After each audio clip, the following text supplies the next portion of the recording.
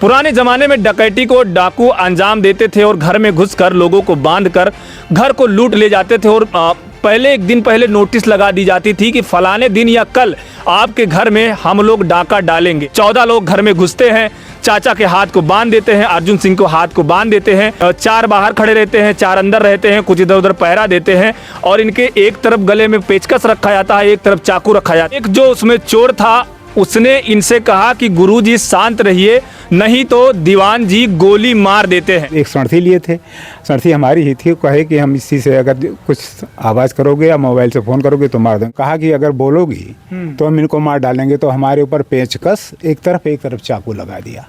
अभी हम मौजूद हैं नगर पंचायत रिसिया के नहर कॉलोनी में। बीती रात चोरों ने यहाँ पर डकैती की है। कहा जाए कि डाकुओं ने यहाँ पर डकैती की है नहर कॉलोनी में और पीड़ित पक्ष हमारे पीछे बैठे हुए हैं। घटना क्या हुई है सारा कुछ जानने का इनसे प्रयास करेंगे। चलिए आइए बात करते हैं। क्या नाम है चाचा? अर्जुन सिंह। अर्जुन सिंह जी। कहाँ के रहने वाले हैं आप? बस्ती जिले के। बस्ती के। ये नहर कॉलोनी में आप किस पद पर? मेट के पद पर कार्यरत थे। 2019 में रिटायर हुए जी, जुलाई में जी। आज सूचना मिली कि आपके घर में डाकुओं ने डाका डाल दिया है। तकरीबन 14 लोग थे, आपके घर में घुसे और डाका डाल दिया। क्या था पूरा घटनाक्रम? कितना नुकसान हुआ आपका? फिर पुलिस को आपने सूचना दी, क्या कुछ पुलिस के द्वारा कार्यवाही की गई? सब कुछ बताने का प्रयास करेंगे। आप घर में सोए हुए थे? हाँ, मतलब हम पेशाब करके आए, लेटे ही थे, जग रहे थे। हाँ। बस तब तक आ गए ये लोग कहे कि भैया आप खोल दीजिए। हाँ। हम लोग जो है, हम कहा खोले क्या है, तुम अंदर आ गए हो कहीं। हम लोग जो है वो हैं जुआरी, पुलिस आ गई है दबिश डालने, इसलिए हम यहाँ आएंगे, 2 मिनट बाद चले जाएंगे। अच्छा। तो हम कहा भैया यहाँ से निकलो, यहाँ जो है जुआरी और शराबी की क्या ज़रूरत है। तो कहीं अब हम आपको लूट कर जाएंगे, वो कहे थे। हाँ वो कहे। उसके बाद हमको पकड़ कर किचन में ले गए, वाइफ को भी पकड़ कर किचन में ले गए। उसके बाद हमको वहाँ बांध दिया जी। बांध दिया। वाइफ के ऊपर चेहरे पर कपड़ा ढक रहे थे तो उन्होंने मना किया, गाली वाली देने लगी वो। तो उनके कान की जो है बाली खींच लिए और कहा कि अगर बोलोगी तो हम इनको मार डालेंगे। तो हमारे ऊपर पेचकस एक तरफ चाकू लगा दिया उन लोगों ने। उसके बाद जो है हम चुप हो गए। उसके बाद वाइफ से कहा कि चुप रहो तुम, नहीं तो हमको मार डालेंगे। तो वाइफ भी चुप हो गई। बस फिर उसके बाद में 4 आदमी हमको वहाँ खड़े रहे और एक सड़थी लिए थे, सड़थी हमारी ही थी। कहे कि हम इसी से अगर कुछ आवाज़ करोगे या मोबाइल से फ़ोन करोगे तो मार देंगे। तो उसमें एक आदमी था, उसने कहा पहले मोबाइल ले लो।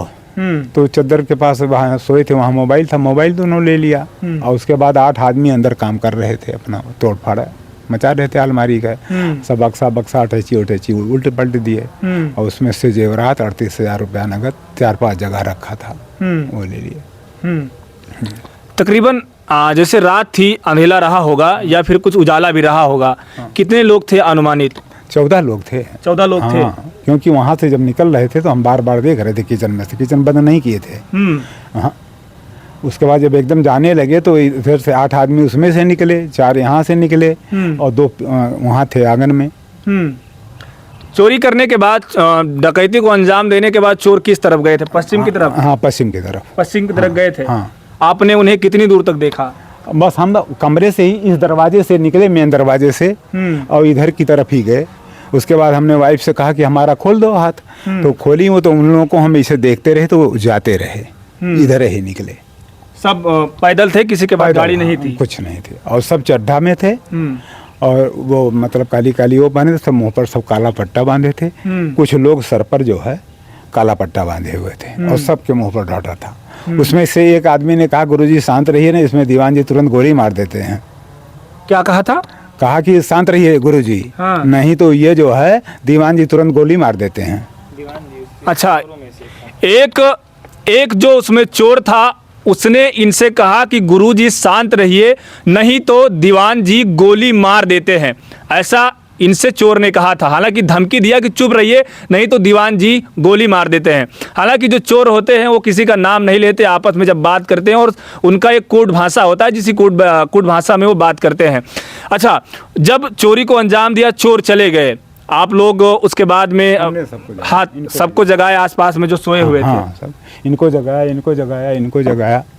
हाँ। आपको तकरीबन चाचा ने, अर्जुन सिंह ने कितने बजे जगाया था? 2:20 जी 2:20 2:20 पर। अच्छा, फिर आप लोगों ने पुलिस को तहरीर कितने बजे दी? अब हमने नहीं देता रे। हम तो पहले जब वहाँ से निकले तब पहले इनको जगा करके कहा कि फ़ोन करो। तो फ़ोन किए, उसके बाद में वो लोग उठा ही नहीं रहे थे। 2-3 बार ट्राई किए तब उठा। कौन फोन नहीं उठा रहा था? अब पुलिस वाले नहीं उठा रहे हैं। 100 नंबर पे लगा रहे थे, 112 पे। 112 पर है जी। हाँ, तो कुछ देर बाद तब वो सब आए। कितने बार आपने कॉल किया तब फोन उठाए वो? अब वो तो लड़का है नहीं, 2 बार शायद कॉल किया था। 2 बार कॉल किए थे। हाँ। कितने समय बाद पुलिस वाले यहाँ पर मौजूद आए? अब करीब मान के चलिए आधा घंटा बाद कि नहीं बाबा, आधा घंटा बाद मान के चलिए। आधे घंटे के बाद पुलिस आई यहाँ पर। हाँ। और फिर पुलिस ने क्या कुछ किया? अब उसके बाद हमसे पूछे ताछे, उसके बाद वहाँ सब देखा भाला और पूरा लिखा पढ़ा और कैसे कैसे क्या हुआ, क्या क्या गया, फोटो खींचे बताए। हाँ। थाने में आप गए? उसके बाद यहाँ सुबह यहाँ गए चौकी, रिसिया में, चौकी में। हाँ, फिर वहीं से एक पुलिस और दरोगा हमारे साथ वहाँ पहुँचे थाने में। वहाँ FIR लिखवाया गया।